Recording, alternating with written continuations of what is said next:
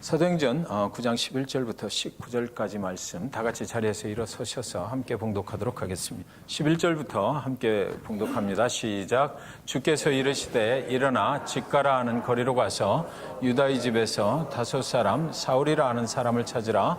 그가 기도하는 중이니라.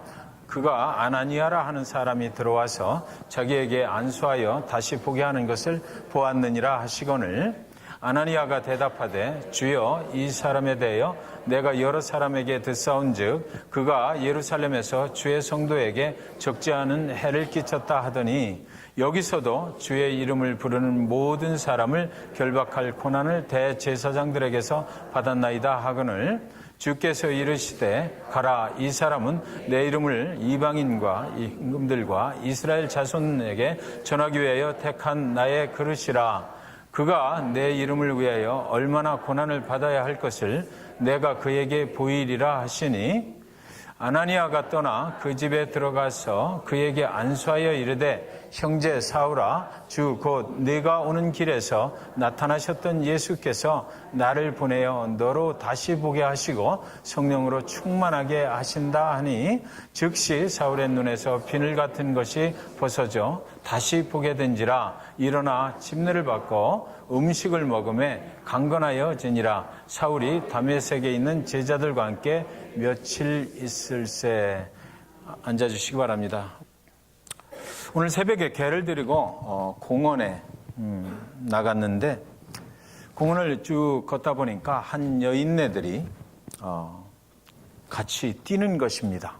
막 뛰면서 언뜻 제 옆을 스쳐 지나가면서 여자들이니까 말을 많이 하잖아요. 그래서 서로 막 떠들어요.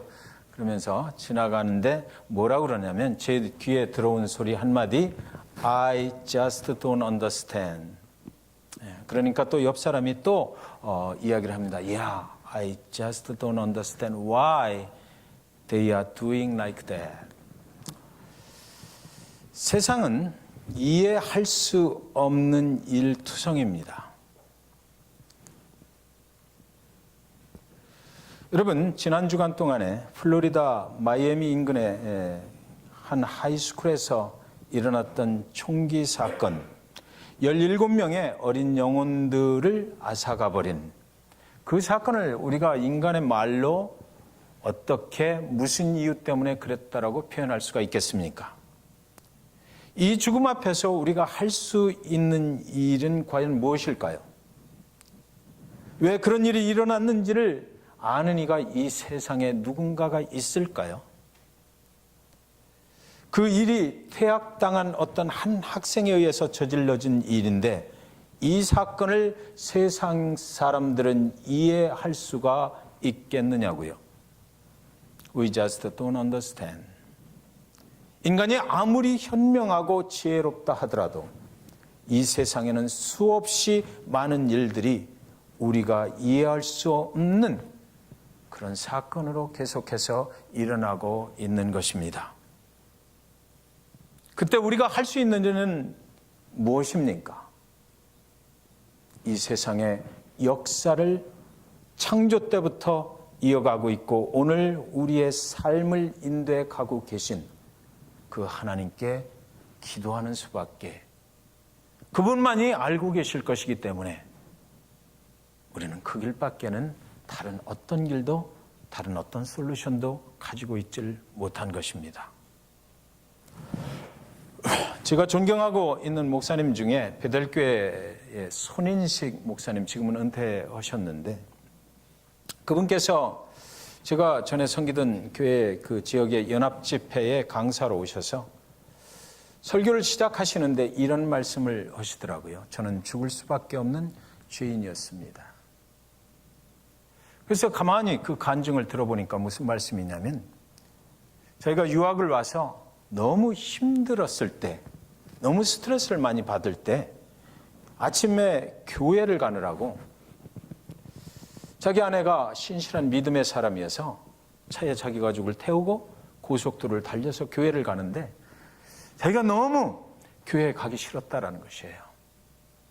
왜 내가 이 바쁜 중에 공부하기도 바쁘고 그런데 집에서 아내를 사랑하는 아내하고 계속 말다툼을 해야 되고 왜 오늘 이 아침에도 우리가 은혜스러운 마음으로 교회에 가지를 못하고 지금도 이렇게 우리는 서로 갈등하면서 교회를 향해서 가고 있나, 이런 생각이 들어서 그 차 안에서 아내하고 싸움을 벌인 거예요. 그러다가 갑자기 하이웨이에서 차를 세우고 아내를 끄집어 내려서 하이웨이 바깥으로 내려놓고, 그리고 나서 자기는 교회가 아닌 다른 곳을 향해서 가서 하루 종일 있었다. 그런데 지금 자기의 모습은 그분 예수 그리스도 그분을 믿게 됐고, 지금 이렇게 주의 복음을 들고 목회를 하는 목회자가 됐다. 하나님은 나 같은 죄인을 왜 그런 계획 속에 인도해 오셨나? 정말 누가 봐도 악할 수밖에 없는, 사랑해야만 하는 내 아내, 내 자식들을 하이웨이 선상에 뿌리쳐놓고 하나님의 예배를 간 것이 아니라 어디론가 사라져버린 그 남자를 하나님은 왜 사랑하셨나? 돌이킬 수 없는, 생각하기만 해도 끔찍스런 그런 일을 저질렀던 자기 자신의 모습, 그것을 같이 쉬어오시면서 하나님께서는, 내가 정말 이해할 수 없는 것은 하나님은 나 같은 악한 인간을 어떻게 목회자로 사용하실 계획을 가지셨나, 그런 간증을 하는 것을 저는 들었습니다. 여러분, 오늘도 여러분 가슴 속에 왜 사도행전 9장 말씀을 가지고 또 얘기하려고 그러는 거야? 라고 생각하시는 분들이 많이 계실 것입니다. 우리가 수요일에도 사도행전 9장을 보고, 지난주일에도 사도행전 9장을 봤고, 오늘도 또 역시 사도행전 9장에 우리는 머무르고 있습니다. 다 아시는 것처럼 사울이라는 사람을, 예수를 믿는 그 사람은 예수를 믿는 자들을 죽이고 잡아서 옥에 가두려고 다메섹으로 가는 길에 하늘에서 강한 빛이 내려서 다메섹 도상에서 땅에 엎드려졌다. 주여 누이시오니까? 라고 물으니까 나는 네가 핍박하는 예수다라고 하늘에서 음성이 들려왔다라는 거죠. 사울은 그날 땅바닥에 엎드려졌어요. 인간의 모습은 땅에서 와서 흙으로 와서 흙으로 돌아가는 거죠. 죽게 됐다라는 것입니다. 그의 생명을 쥐고 계신 그 주님께서 그를 땅에 고꾸라지게 만들어서 죽음 앞에 갖다 놨다라는 것이에요. 사울은 그동안 모든 결정을 자기 자신이 하고 살았잖아요. 그가 본 것으로, 그가 체험한 것을 바탕으로 해서 그 인생을 살아왔어요. 내가 경험하였고 내 생각으로 옳다라고 하는 그 일만을 해오면서 그 인생을 살아왔습니다. 근데 죽음 앞에 딱 땅에 고꾸러져서 생각을 하니까 이제 더 이상 내 힘으로 살아갈 능력이 없어졌다라는 거죠. 인간이 인생을 살면서 어느 날 내 힘으로는 더 이상 어떻게 내 생명을 유지시켜 볼 방법이 없구나 라는 것을 느끼게 되는 그런 순간이었습니다. 그동안은 내가 스스로 걸어 다녔어요. 내가 스스로 움직였습니다. 내 인생의 갈 길을 내가 정하고 내가 달려갔어요. 그것이 안 될 때 때때로 분노하고 때때로 갈등을 일으키고, 그래도 내 고집대로 돼야만 된다라고 생각을 하고 살아왔던 거죠. 그런데 그날 땅에 엎드려졌다가 일어나려고 하니까 눈이 보이질 않아요. 내가 볼 수가 없게 된 거예요. 그동안은 내가 멀쩡하게 눈을 뜨고 세상 것을 보고 생각하고 이렇게 돼야라고 그렇게 결정하고 그 길을 갔던 그 인간이 이제 볼 수가 없게 돼서 아무것도 내 스스로 할 수 없는 상황에 이르렀다는 거죠. 내 스스로 결정하던 그런 시절은 다시는 이제는 오지 않는다라는 것입니다. 사울은 지금 사람들의 손에 질질질질 끌려서 어디론가 가는 거예요. 다메섹으로 가는 것도 이전에는 사울 자신이 정한 것이지만 이제는 주님께서 그날 땅에 엎어놓고 얘기했거든요. 너 일어나서 다메섹으로 가라. 그래서 이제 다른 사람들의 손에 끌려서 주님이 알려준 곳으로 가게 되는 것입니다. 지금 그가 유대인 중에 아주 정통한 유대인이라는 것이 무슨 소용이 있겠느냐고요. 그에게 억만불이 있으면 무슨 소용이 있겠습니까? 그에게 아무리 훌륭한 과거의 스펙을 쌓아왔다는들 그것이 무슨 소용이 있겠느냐고요.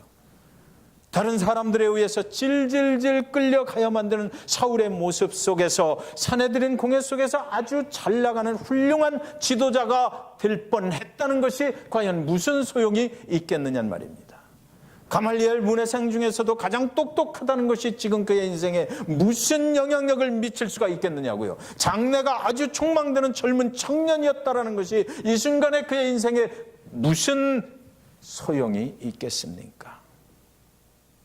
9절에는 그가 사람들의 손에 질질 끌려 들어가서 사흘 동안을 보지도 못하는 것뿐만 아니라 먹지도 마시지도 못했다라고 성경엔 기록이 되어 있는데, 그리스도를 믿는 사람들을, 교회를 그렇게 핍박하더니, 여러분 여기서 우리가 아마 사울이 그렇게 되는 현장 속에 내가 예수를 잘 믿는 사람으로 서 있었다 그랬을 때 무슨 생각이 들었을까요? 저거 잘 됐다. 교회를 핍박하고 그리스도인을 그렇게 핍박하더니 저거 잘 고꾸라졌네.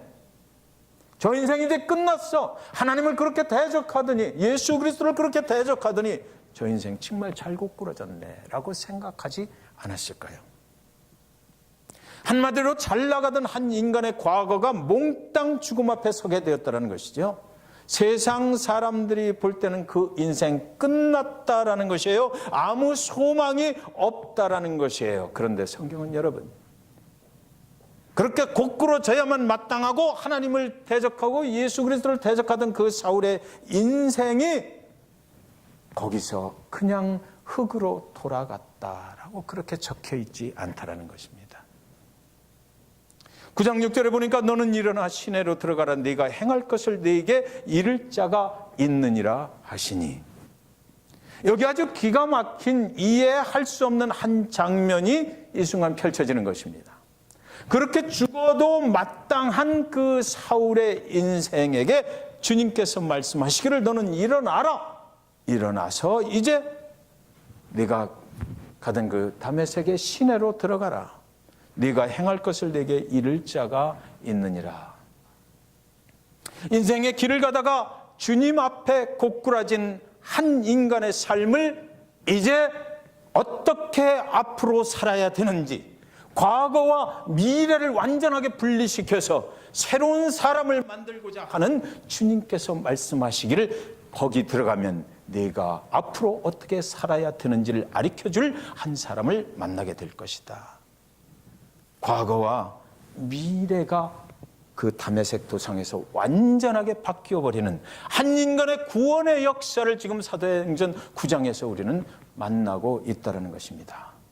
사울은 주여 누구시냐고 물었고요. 주님은 나는 네가 핍박하는 예수라라고 말씀하셨고, 강한 빛 속에서 사울은 땅에 엎드려졌고, 나는 이제 이렇게 죽어야 되는구나라는 생각이 그 순간 분명하게 들었을 것입니다. 그런데 그 순간 주님이 말씀하시는 것이에요. 너는 이렇게 죽지 않는다. 일어나라.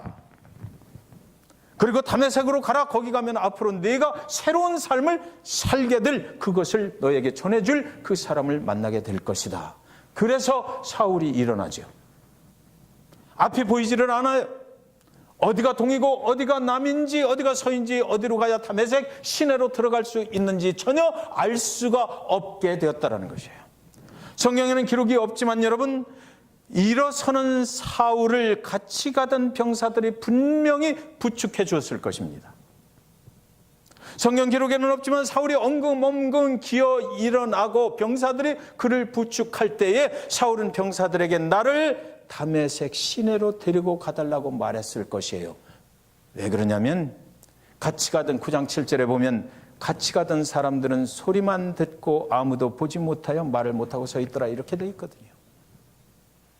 같이 가던 사람들은 사울에게 지금 무슨 일이 일어나고 있는지 알 수가 없어요. 구원하시는 주님께서 사울의 인생 가운데 개입하셔서 하시는 그것이 무엇이냐 그러면 사울과 주님과 1대1로 개인적인 일을 무엇인가 벌리고 있다는 것이죠. 다른 사람들은 지금 무슨 일이 둘 사이에 일어나고 있는지 아무도 알 수 없었다라는 것입니다. 그래서 사울은 병사들에게 부탁을 했을 거예요. 나 좀 다메섹 시내로 데려다줘. 그래서 그 병사들의 손에 의해서 질질질질 끌려가는 다윗의 모습, 사울의 모습을 여러분 한번 상상해 보시기 바랍니다. 그동안은 너무나 펄펄이 살아서 돌아다니던 살기가 등등했던 그 사울의 모습이 이제는 자기 힘으로 걸을 수도 없고 자기 힘으로 볼 수도 없고. 여러분, 그것이 구원입니까? 여러분, 그것이 주님을 만난 사람의 특징인 거예요. 고꾸라지게 만들고 아무것도 내 힘으로 할 수 없도록 만들어 버리는 거, 그것이 구원이고 그것이 새로운 사람이 되는 것입니까? 주님께서는 지금 그렇게 인도하고 계시거든요. 네가 행할 것을 네게 이를 자가 있느니라. 주님이 죽음이 아니고 살아갈 길이 열린다라고 지금 말씀하셨어요. 지금까지와 아주 다른 인생을 살게 될 것을 만나게 될 것이라고 말씀하셨어요. 다메섹 시내에 들어가서 그는 회복하게 될 것이라고 말씀하셨어요. 새로운 인생을 살게 될 것이라고 말씀하셨습니다. 병사들은 사울에게 도대체 무슨 일이 일어나고 있는지 아무도 몰랐지만, 그러나 주님께서는 그 사울 개인에게 분명하게 그렇게 말씀하셨어요. 여기까지가 구원의 프로세스다라는 것입니다. 새로운 인생을 살게 되는 것, 과거에 살아왔던 모든 인생을 내려놓고 이제 새로운 삶으로 내가 너를 인도해 줄게, 앞으로 나를 믿고 나를 신뢰하고 나를 의지하고 살게 될 거야 라는 것, 거기까지가 구원이에요. 고꾸라지는 데까지가 아니고요. 저와 여러분의 인생길에도 구원을 받을 때 어느 날인가 주 예수 그리스도 아무 나와 관계없다라고 생각하고 살아가던 어느 날 누군가를 통해서 내 상황 속에서 주님을 만나게 됐잖아요. 그리고 나서 나는 생각해야만 됐을 거예요. 내 인생이 지금까지 잘못 살아왔구나. 내 인생은 땅에 고꾸라진 아무것도 없는 인생.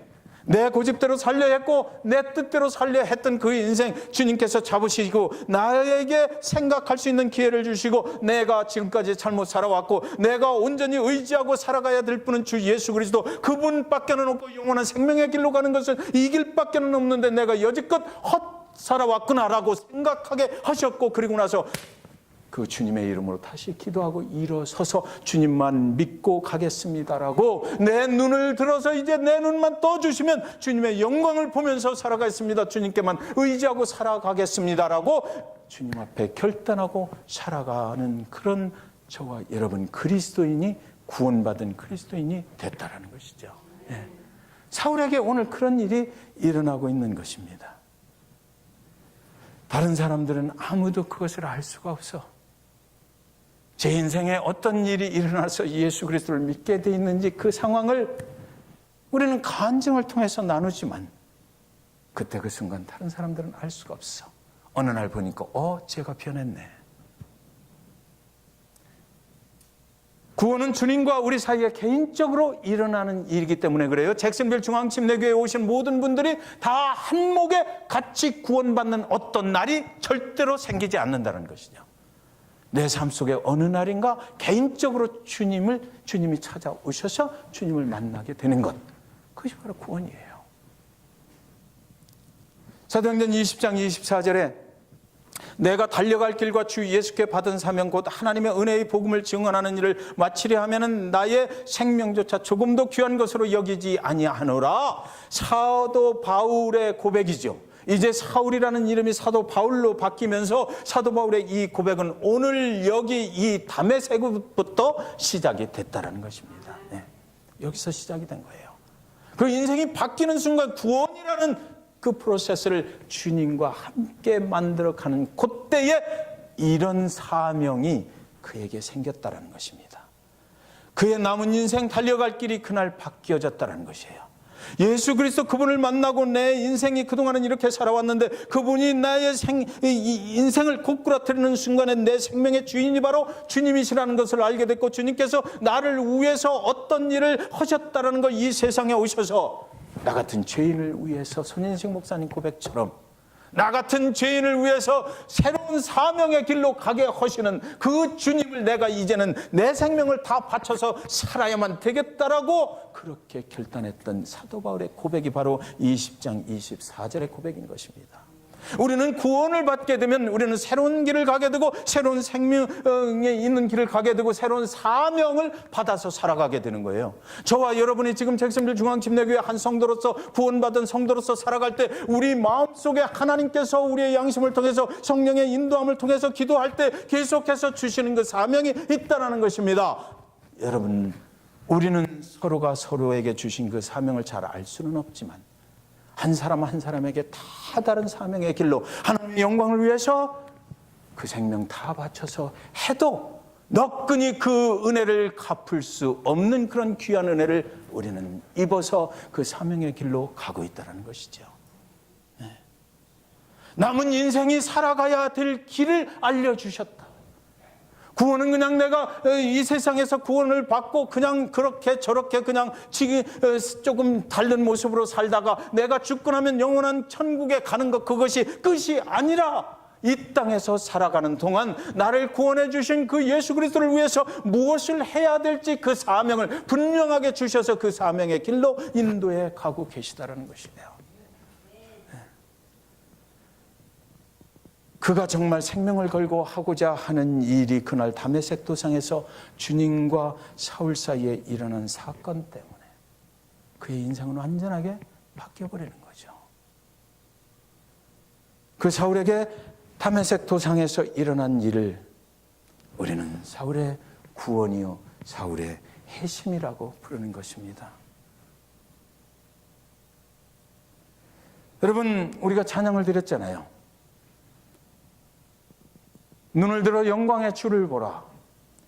다메섹으로 사람들의 손에 의해서 끌려가고 있는 사울의 등 뒤에서 주님께서 그 찬양을 부르셨을 것 같아.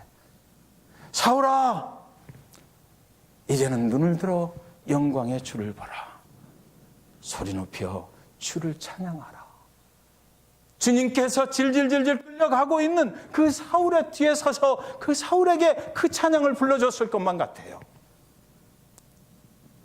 근데 여러분, 이 인간이 구원을 얻는 것, 주님의 이름으로 구원을 얻는 것도 참 이상하지만 오늘은 근데 이 구원받은 사울의 인생을 참 이해할 수 없는 한 사람을 또 그쪽에 보내시는 이 주님의 뜻을 또 이해할 수가 없어요. 참으로 이상한 것은 다메섹에 들어가 있는 사울에게 주님이 한 사람을 또 거기에 보내요. 9장 10절 11절에 보면 그때 다메섹에 아나니아라 하는 제자가 있더니 주께서 환상 중에 불러 이르시되 아나니아야 하시거늘 대답하되 주여 내가 여기 있나이다 하니 주께서 이르시되 일어나 집 가라 하는 거리로 가서 유다의 집에서 다섯 사람 사울이라 하는 사람을 찾으라 그가 기도하는 중이니라. 이거 정말 이해할 수가 없더라고요. 왜 주님께서 사울을 그렇게 땅에 고꾸라지게까지 하셨고 그 생명의 주인 되심을 사울에게 보여주셨고 내가 이제 앞으로 나에 의해서 새로운 길을 가리라 라고 말씀하셨는데 왜 또 어기뚱하게 그 다메섹에 살고 있는 아나니아라는 사람을 꼭 사울에게 보내야만 하셨나. 여기 나오는 이 아나니아는 이때만 잠깐 등장하고 성경에 다시는 등장하지 않거든요.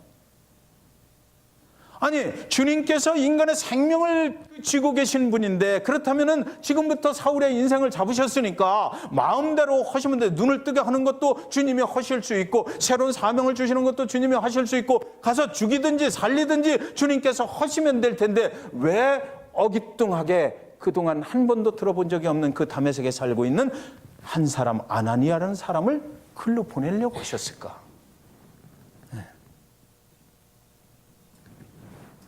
근데 여기 보니까 주님의 제자래요, 아나니아가. 그 다메섹에 있던 주님의 제자, 주님의 제자는 뭐예요? 주님을 따르는 사람, 주님의 말씀에 순종하는 사람, 그리스도 예수를 믿고 그의 말씀에 순종하면서 그의 인생을 살아가는 사람, 그리스도의 복음을 증거하는 사람이거든요. 거기에 주님이 선택하신 주님의 제자가 거기 살고 있었어요. 그래서 아나니아 보고 거기를 가라고 그래. 9장 12절에 보니까 그가 아나니아라는 사람이 들어와서 자기에게 안수하여 다시 보게 하는 것을 보았느니라. 그 아나니아를 보내면서 하시는 말씀이 뭐냐면, 이미 내가 거기 있는 사울에게 네가 와서 안수한 후에, 그리고 나서 새로운 다시 눈을 뜨게 해서 새로운 인생을 살아가게 내가 그에게 이미 말해놨다. 그러니까 그 사람이 사울이 지금 너를 기다리고 있을 것이다 얘기하는 거예요. 요한복음 10장 27절에 내 양은 내 음성을 들으며 나는 그들을 알면 그들은 나를 따르느니라. 아나니아, 주님의 제자는 주님의 음성을 듣고 살아가는 사람이거든요. 주님의 말씀에 따라서 사는 사람인데, 그런데 이 사람이 왜 특별히 그 사울한테 가야만 됐느냐 말이죠. 왜 주님은 그냥 사울한테만 계속해서 말씀을 하시고 이렇게 하라고 하지, 왜 아나니아를 너한테 보낼 테니까 그가 와서 내 눈을 뜨게 하리라, 너는 다시 보게 되리라, 이런 일을 하시는 것일까? 복잡하게.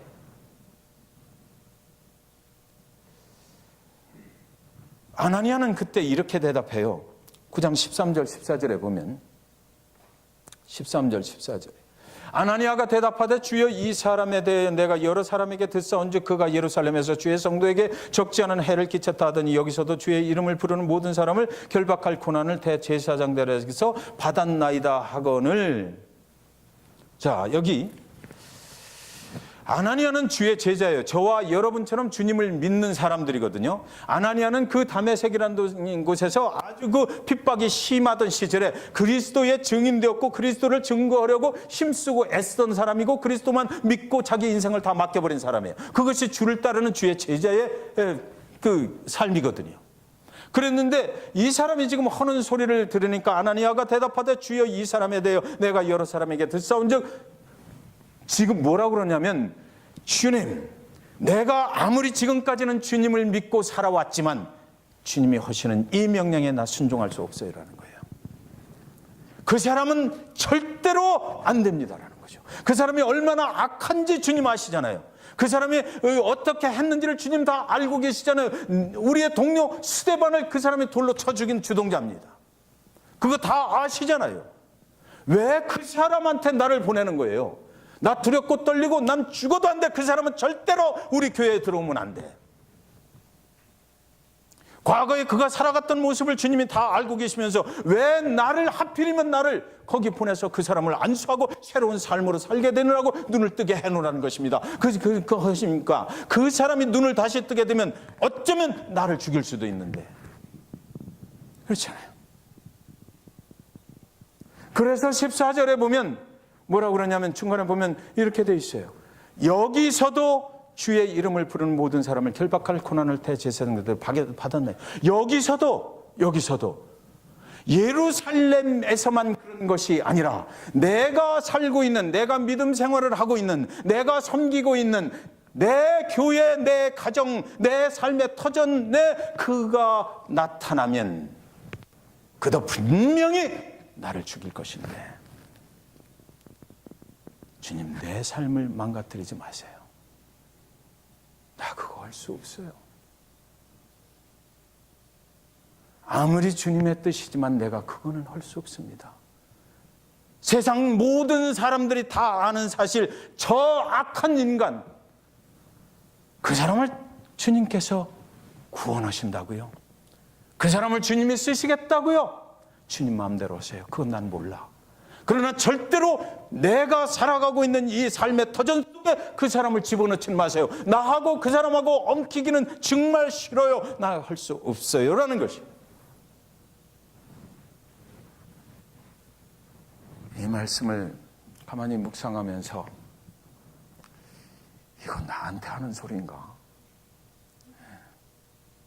오늘날 현대 그리스도인들에게 하는 소리 아닌가? 여러분, 아나니아는 주님의 제자라고 특별하게 붙인 이유가 있어요. 주님의 제자였지만 자기가 구원받을 때 어떻게 구원받았는지를 잃어버렸다는 것입니다. 내가 옛날에 사울과 똑같은 죄인이었는데 주님께서 값없는 은혜를 주셔서 내가 구원받았다. 그때 구원받았던 그 날에는 참으로 감격스러웠고 그 은혜를 어떻게 내가 보답하며 살을까, 내 생명 다 바쳐서 나도 주의 길을 가리라 라고 나섰지만 주님의 길을 따라가다 보니까 어느 날 그 주님을 만났던 은혜를 잃어버려서 다른 사람들을 볼 때 나와 똑같은 죄인이 주님을 만나서 구원의 길을 가는구나라는 것을 모르게 됐다라는 것입니다. 그래서 주님께서 오늘 아나니아를 부르신 거예요. 그거를 회복시키기 위해서. 주님을 만났던 그 첫사랑의 현장으로 내가 다시 기억할 수 없겠느냐고, 그것을 회복시켜 주시기 위해서 아나니아라는 사람을, 주님의 제자 아나니아가 그런 상황 속에 있었다. 그래서 주님의 제자 아나니아가 지금 얘기하잖아요. 나도 옛날에 그런 거 있었는데 나 다 잊어버렸어요. 나는 죄인이 아니야. 나는 죄인이었는데 주님이 나를 위해서 희생하시고 생명을 주시기까지 해서 나를 구원해 주신 거 나 다 까먹었어요. 저 사람은 절대 안 돼. 그러는 거죠. 아나니아는 구원은 모든 인류를 향한 하나님의 뜻이라는 것도 몰라. 기가 막히죠. 예수 그리스도 그분께서 왜 나만 살려야 돼? 하나님의 아들 예수 그리스도가 이 땅에 오셔서 십자가의 모든 인류를 멸망의 길에서 구원의 길로, 영원한 생명의 길로 인도하신 것, 그것을 왜 인정하지 않는 거야? 주님의 제자라면서 저와 여러분처럼 주님 예수 그리스도 그분으로 인해서 우리가 은혜 받고 구원의 생명의 길을 가는 사람들이 왜 다른 사람은 안 된다는 거야? 주님은 나만 위해서 그렇게 희생하셨다? 주님이 들으시면, 하나님이 들으시면 통곡하실 일이죠. 통곡하실 일. 9장 17절에 아나니아가 떠나 그 집에 들어가서 그에게 안수하여 이르되, 형제 사울아, 주 곧 네가 오는 길에서 나타나셨던 예수께서 나를 보내어 너로 다시 보게 하시고 성령으로 충만하게 하신다니. 이 소리를 듣고요, 아나니아가 지금 그 집으로 가는데 그때 아나니아가 가게 된 그 말씀이 있습니다. 15절에 주께서 이르시되 가라, 이 사람은 내 이름을 이방인과 임금들과 이스라엘 자손들에게 전하기 위해 택한 나의 그릇이라. 이 사람은 내가 택했다. 그런데 그 다음에 16절에 보면 그가 내 이름을 위하여 얼마나 고난을 받아야 할 것을 내가 그에게 보이리라 하시니, 이렇게 돼 있어요. 여러분, 저는 개인적으로 이 아나니아가 주님의 명령에 순종해서 가라 했을 때 가서 사울을 만나서 주님이 말씀하신 대로 안수하고 그의 눈을 뜨게 만들었던 그 근본적인 말씀이 어디에 있느냐면, 이 사람은 고난받을 사람이다라는 거죠. 고난받을 형제다. 이 사람을 내가 아주 폼이 나는 그런 인생을 살기 위해서가 아니라, 네가 처음에 나를 만나고 아나니아야, 네가 처음에 은혜에 감격해서 주님을 위해서 살겠습니다. 어떤 고난과 핍박이 와도 내가 그걸 견디면서 주님만을 위해서 살겠습니다라고 고백했던 그날의 그 고백처럼, 이 사람도 너와 똑같은 고난의 종으로 수고하고 헌신하고 그렇게 희생하며 살아가야 될 네 형제다. 그렇게 말했습니다.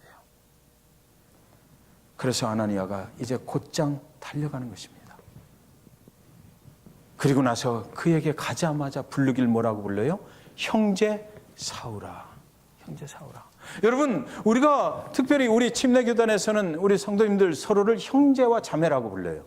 그 말만큼 좋은 게 없죠. 우리가 형제여 자매여 부를 때 그 말 속에 있는 뜻은 뭐냐면, 당신과 나는 주님을 위해서 고난받을 종입니다 라는 것입니다. 우리는 한 길을 가는 사람들이다. 어떤 핍박과 고난이 있어도 우리는 그리스도를 증거하기 위해서 그 핍박과 고난을 함께 짊어지고 감당하면서 가야 될 사람들이라는 고백이 바로 형제여 자매여라는 것이에요. 동우주 형제님, 동인이 자매님, 그것이 형제 자매의 의미인 것이에요.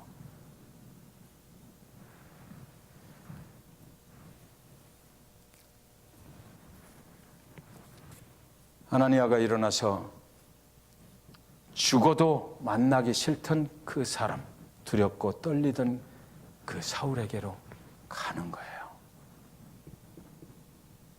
누가복음 5장 32절, 내가 의인을 부르러 온 것이 아니요 죄인을 불러 회개시키러 왔노라. 그것 때문에 주님께서 우리에게 그의 생명을 주신 거죠. 죄인을 불러서 회개시키려고. 그래서 영원의 생명을, 저와 여러분에게 그렇게 했던 것처럼 다른 어떤 사람에게라도, 모든 인류 어떤 사람에게라도 죄인을 불러서 회개시키려고 주님께서는 이 땅에 오셨다는 것입니다. 죄인이 회개하고 주님이 주신 사명자의 길을 가게 되는 것, 그것이 하나님이 원하시는 것이에요. 여러분, 저와 여러분이 사울이었어요. 저와 여러분이 사울이었는데 어느 날 주님을 만나고 회개하고 주님께서 주시는 그 사명의 길을 가고 있는 것입니다.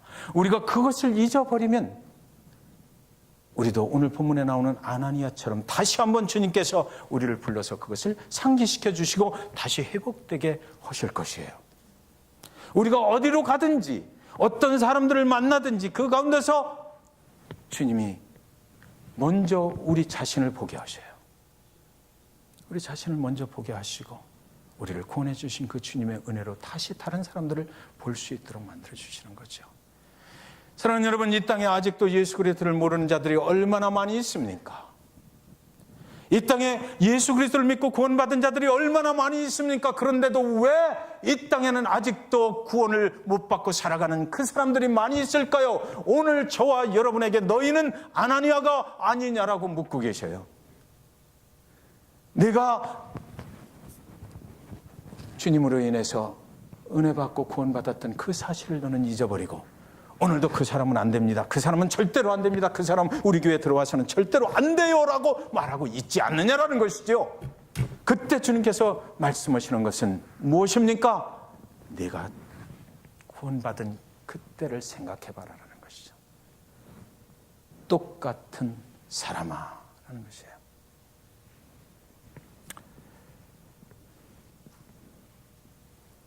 오늘 아나니아의 모습을 통해서 우리에게 주님께서 주시는 것은, 어느 분 그러시더라고요. 우리 교회에서 성경 공부하시고 그리고 나서 밖에 나가면 만나는 사람들이 이제는 다 내가 꼭 물어봐야 될 사람으로 보인다는 거지. 교회는 나가시나? 예수는 믿나? 언뜻 들으니까, 가서 물어보니까 목사님이더래. 그래도 하는 거예요. 그래도 교회 나가십니까? 예수 믿으십니까?